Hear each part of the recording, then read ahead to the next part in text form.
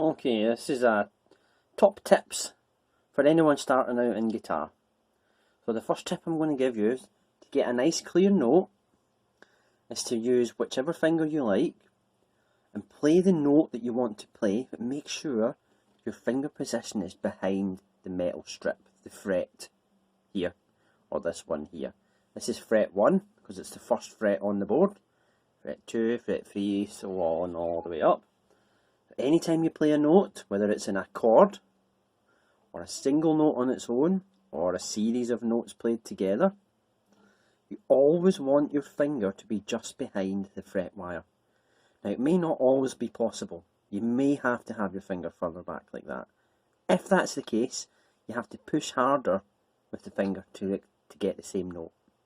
So keep the finger close to the fret wire and do it as often as you're able to. If it's possible to do it, then that's exactly what you should do. Whether it's a chord like this, or whether it's a series of notes like this.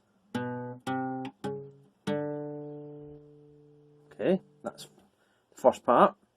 The second is, when you press down on the string, if you press really, really, really hard as you can, there's a very good chance that you're sharpening the note.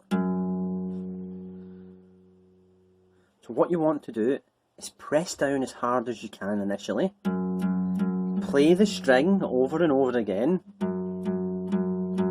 and slowly release pressure with your finger till you stop hearing the note.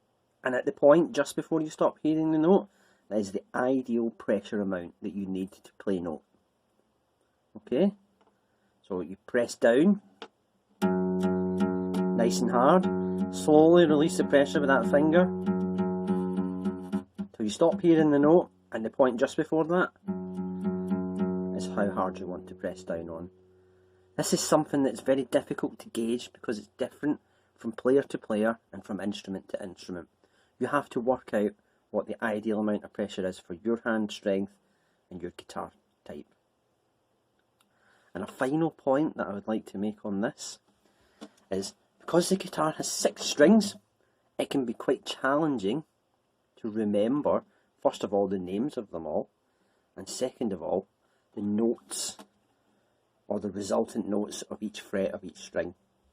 So what I would recommend you do is start with the chromatic scale and start from an open string position, the low E, and move up 1 fret at a time, remembering to put the finger in the ideal spot before each note.